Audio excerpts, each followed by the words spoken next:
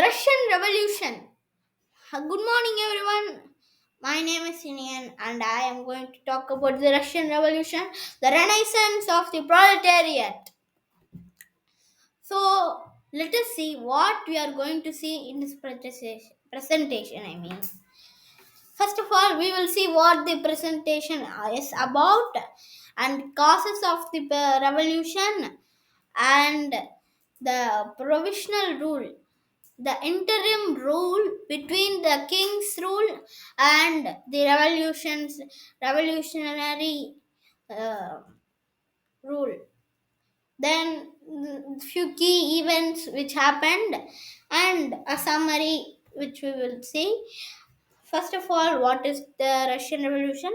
Russian Revolution is nothing but a uprising of the workers from the inequality and the worst conditions of their working.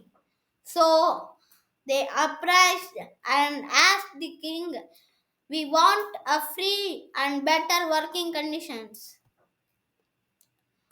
And it also replaced the Romanov rule empire of the Soviet Union. So these few primary causes. Serfdom. First of all, serfdom means serf means an unfree peasant. So there were many unfree peasants in that time, and the landlords tortured them. They were basically slaves. And lower wages for workers and inequality. The workers had very less pay, like 200 rupees or 100 rupees, and like that. And the inequality, the factory owners were really rich while the workers were really poor, and the the working conditions were very bad. And after that, however, the February Revolution happened, and the February Revolution is where the Tsar, the Romanov dynasty's last ruler, was overthrown, and the Russian Duma, the Russian Provisional Assembly, uh, was and an institution called the Soviet took over. The provisional rule. Let us see more about it. First of all, the leader was Alexander Kerensky, a very important leader, and the Mensheviks, who were moderate socialist revolutionaries, and cadets, who were constitutional democrats, as they call themselves. And this type of governance is called the constitutional democracy, as they say. And the predecessor we all know is the Nicholas Tsar II, and the successor was the Soviet Union, Vladimir Lenin. And however, it ended by the October Revolution, and the Bolshevik rule was established. So let us see about the aftermath of the revolution. After the revolution, a socialist government was established, and and the bourgeois proletariat inequality was distra- destroyed and equality was established, and the land which was supposed to be the proletariats were redistributed, and the literacy rate which were very low and for only the bourgeois were came to the workers, and it rose a lot, even though the Marxist rule was very unproductive. By the means of industrialization, to stabilize the economy, they introduced the new economic policies.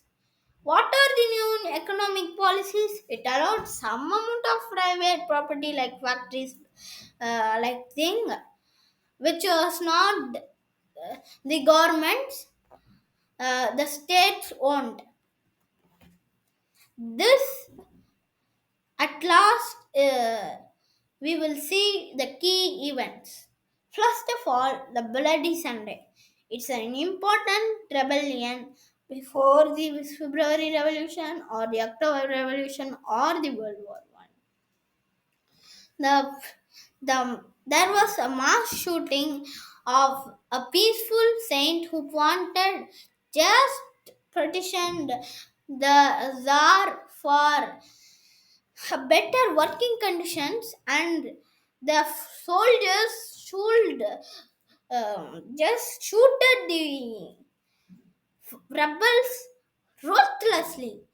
Then the World War, October Revolution and the February Revolution. February Revolution was when the Tsar was overthrown, and the October Revolution was when the provisional government was overthrown, and the World War One was when the Tsar got a really bad name. The soldiers were running out of food and many other things that should be for them. The government was very unstable, and the Tsar gave up his throne. So let us see a summary.